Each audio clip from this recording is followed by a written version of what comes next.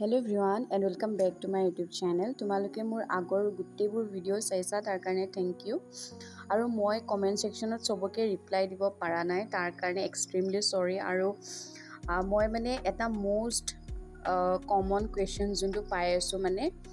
কিছুমান মিস্টেকস হৈছে online apply কৰোতে তো মোক বহুতেই কোৱেশ্চন সুধি আছিল যে বা আমি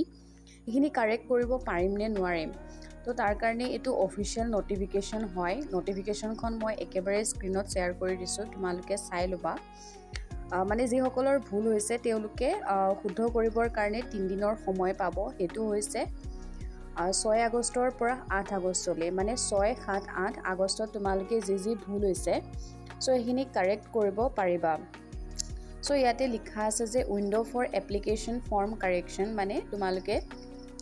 নিজৰ যিখিনি ভুল হৈছে কাৰেক্ট কৰিব পাৰিবা after closing date for submission of online application at 3 days window has been kept for modification editing in the same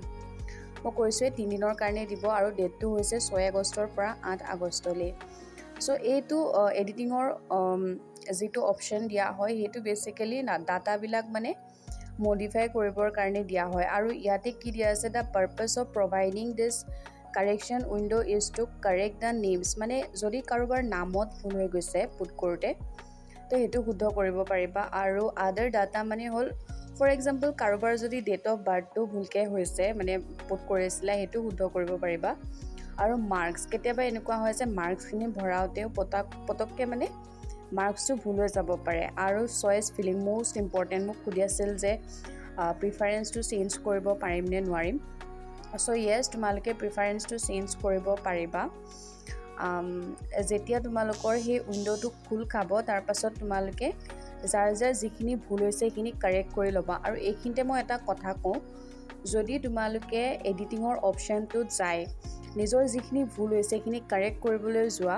মনত ৰাখিবা এবাৰ এডিটিং কৰি সাবমিট কৰাৰ পাছত সেকেন্ড বাৰ তোমালোকে হেতু অপচন নাপাবা মানে এবাৰ এডিট কৰাৰ পাছত সেকেন্ড বাৰ তোমালোকে এডিট কৰিব নোৱাৰা সেই কাৰণে যেতিয়া কাৰেকশনৰ উইন্ডোটো খুল খাব যাৰ যি ভুল হৈ আছে গুটেইখিনি কাৰেক্ট কৰি লবা আৰু হেতু মনত ৰাখিবা যে যাতে মানে ভুল নহয় সাবমিট দিয়াৰ পাছত যেহেতু আকৌ নতুনকে তোমালোকে কাৰেক্ট কৰিব নোৱাৰিবা সো বি কেয়াৰফুল আৰু এখিনতে মোক বহুতে সুধি আছিল যে বা মেৰিট লিষ্টখন কেতিয়া ওলাব সো সোৱা মানে মেৰিট লিষ্টখন যেতিয়া গুটে কামখিনি হৈ যায় তাৰ এমাহ মানৰ ভিতৰত প্ৰথম মেৰিট লিষ্টখন ওলাই তো ইয়াতে যদি দেখা যায় যে আগষ্টৰ 8 তাৰিখে কাৰেকশন উইন্ডোখন মানে বন্ধ হৈ যাব সো তোমালোকে ধৰি থোৱা সেপ্টেম্বৰ মাহতটো মানে নতুন মেৰিট লিষ্টখন আহি যাব লাগে আৰু কাট অফৰ কথা বহুতে মোক খুদি আছিল কাট অফটো প্ৰেডিকশন কৰিব নোৱাৰি কাৰণ কিমান পাৰ্সেন্টেজ থকা ষ্টুডেন্টে এপ্লাই কৰিছে হেতুটো আমি গম নাপাও কিন্তু মেৰিট লিষ্টখন ওলালে গম পোৱা যায় যে কিমান পাৰ্সেন্টেজ থকা ষ্টুডেন্টে এপ্লাই কৰিছে আৰু যেহেতু আজিকালি মানে এৱেৰনেছটো বহুত বাঢ়ি গৈছে বহুত ষ্টুডেন্টে গম পায় এটো পোষ্টৰ কথা সো কম্পিটিশন লেভেলটো হাই হ'ব কিন্তু